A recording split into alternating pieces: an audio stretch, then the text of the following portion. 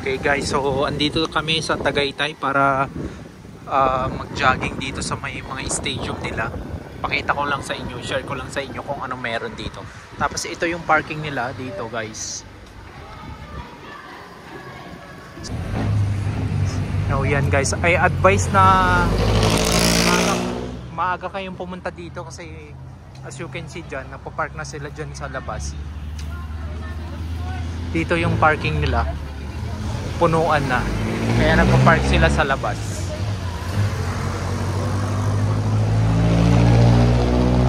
Ayan o.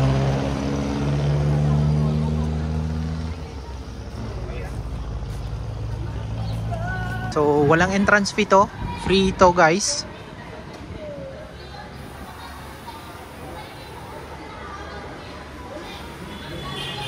Yan, so makikita mo dyan, pwedeng mag-bike dyan. Kapag wala kang bike, pwedeng mag-rent dito. Ayan.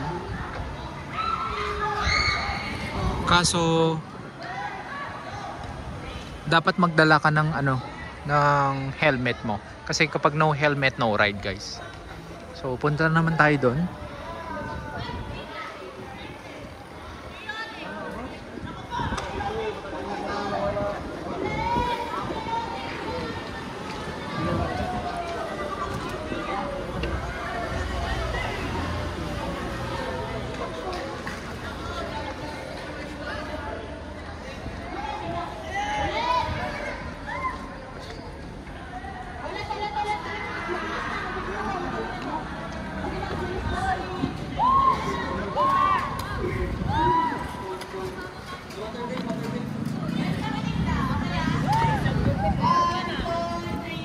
So yan guys, may din sila dito, mga gusto mag-skateboard. Yan. As far as I know, dito ginanap yung anong tawag doon? Yung palarong pambansa ba yun or ano?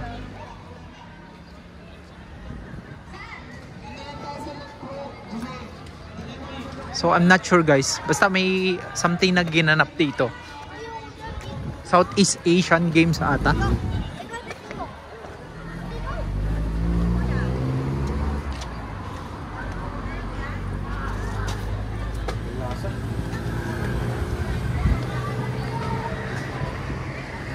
So tapat to ng kondo. May mga kondo dyan.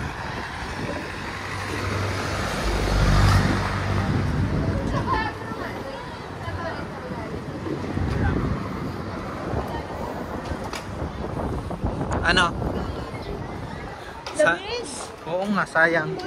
Si David. Picture mo, ipakita mo sa kanya. Ayan guys. So, yung gilid niya is Tagaytay Combat Sports Center. Tapos may tinatayong doon. Parang stadium. Yun yung mga bike trail nila dito sa mga skateboard. Tapos kung gusto nyo tumakbo doon. Guys. So maganda dito guys, pang family. Kung gusto nyo mag-unwind, mag-exercise, libre lang siya. Wala siyang bayad. So yan guys. Tapos na ako mag-jogging. Bali, ilibot ko lang kayo. Doon na lang kayo. Diyan. So guys, lipot ko lang kayo. Yan yung kanina, yung skateboardan. Tapos dun yung mga audience. Maganda yung ganito guys, para alam mo yun, fit yung mga tao. Tapos hindi sila na e-engage sa masamang bisyo. More on sports lang sila. Gaya ng mga yan yung nag-skateboard yung mga kabataan. Tapos ang dami din nag-jogging. Tapos as you can see dyan,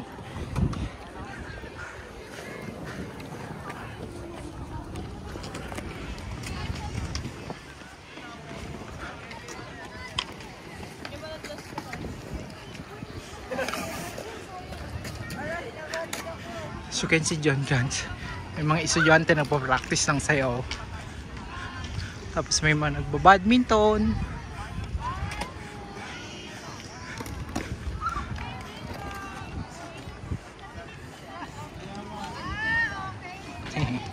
Sophie!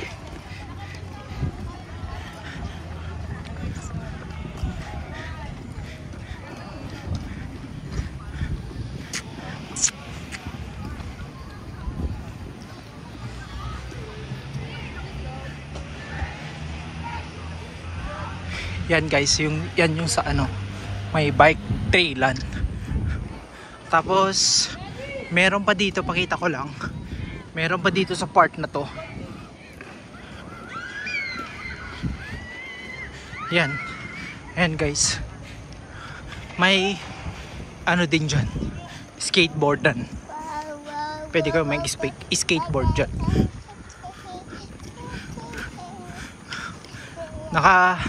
Naka-apat lang na ata ako na ikot dito. Jogging guys. Maganda dito guys kasi Tagaytay yung klima. Medyo malamig siya. Actually 5 PM na ng hapon. So hinihingal pa ako. Tapos karga ko tong baby ko, si Sophie. Yeah. Walk ka? Lakad ka? Ha? Walk ka? Sige. Ayaw mo.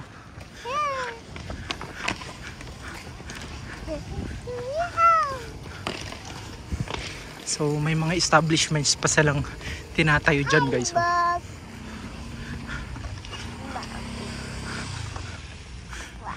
So malapit lang to sa guys sa ano, kung alam nyo yung Sky Ranch, tapos yung landmark na yan, yung Tagaytay Combat Sports Complex, tabi lang niya. Yan. Yung may mga makulay dyan.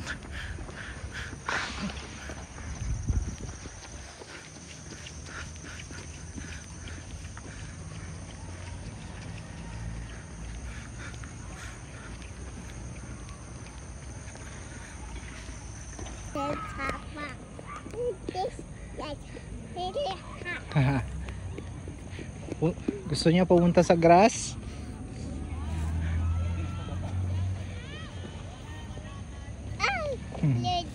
So guys, walang entrance dito, libre. Pwede kayong pumunta anytime. Tapos yung parking pa, libre pa.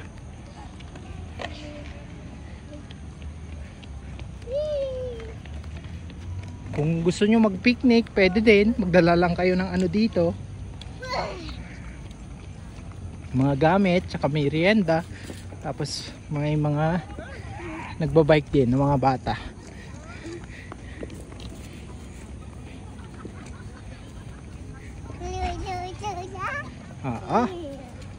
Ganda dito na, Sophie. Tapos fresh air pa guys. Hindi masyadong ano dito, overly crowded yung place. Yan guys ay yung sinasabi ko, Tagaytay Combat Sports Center. So kapag nakita nyo yan, tabi lang nito itong ano guys, itong pinagjajangingan namin. Ito ka.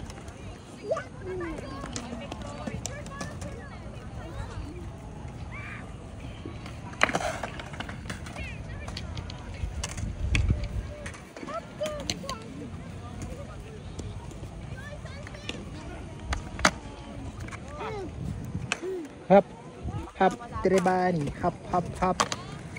Oh, that's stone. Punta tayo dun, kay Mami. Sophie.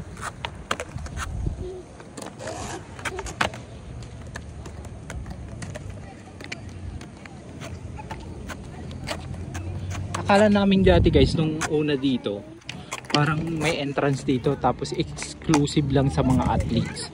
Pero ngayon, trinay namin na pumasok. Libre naman, hindi naman kami hinarang. Tapos nakita din namin kasi na madaming nag-ano dito, pumapasok.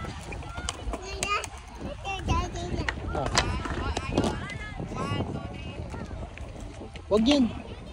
Pag skateboard nila yan.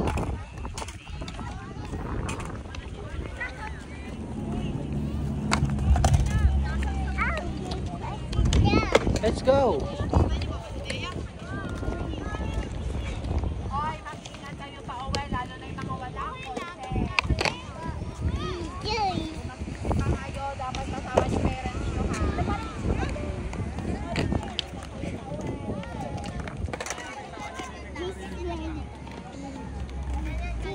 Ayan guys, i-end ko na tong vlog. So, sinare ko lang sa inyo to para sa gustong mag-jogging. Tapos fresh air, tapos hindi crowded. At saka yung mga gusto